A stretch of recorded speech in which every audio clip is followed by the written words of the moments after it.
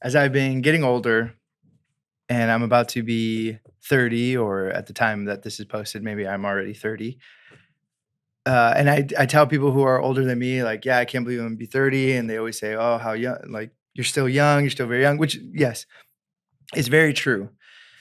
But the thing about getting older that nobody really tells you is that your loved ones also get older. And that's kind of been hitting me like a ton of bricks because I've been seeing my parents, my siblings, my grandma, close friends that are older than me, like they're also getting older, and it's like this weird.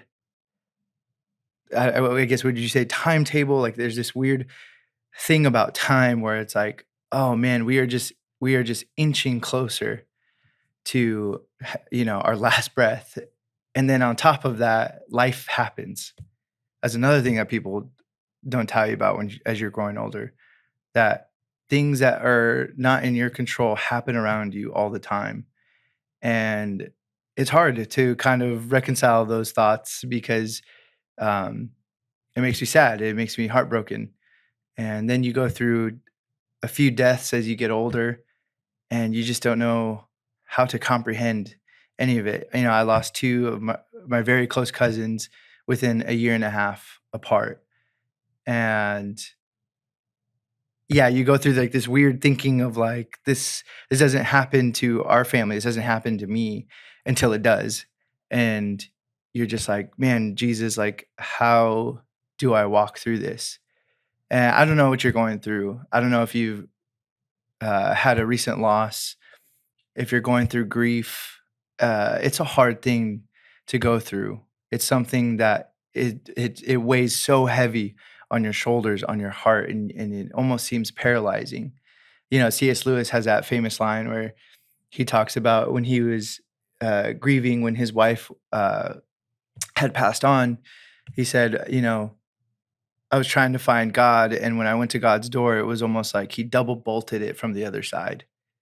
And that's so true when you go through that. And so how do you handle all of this? Well, I think one is you don't avoid the thoughts. You don't avoid the pain that you're feeling. You don't avoid the feelings that you are going through. You have to allow yourself to actually sit through it. But the thing is that grief comes in stages.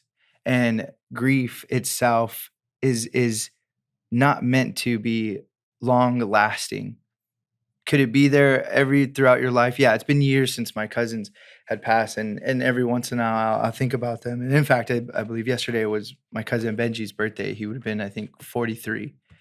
And but how do I get through that? Well, I do read scripture and I do spend time with God. Even though the bolts seem to be there, God is yet telling me and showing me in Psalm 34:10 or 34:18, the Lord is near to the brokenhearted and saves those who are crushed in spirit.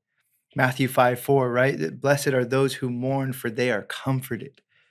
And I think that's the beauty of Jesus, the beauty of our faith is that even in times of pain and grief and unanswered questions, Jesus meets us there and he knows exactly the feeling that we're going through and he comforts us. I think comfort in the times of grief is better than any rational, logical, correct biblical answer to why the loss happened in the first place. We don't want to hear those. We can wrestle with those later. But right now we want to be comforted. So if you're going through something that's that heavy, I just want you to read those words of Jesus and know that he's going to comfort you. So allow him to comfort you today.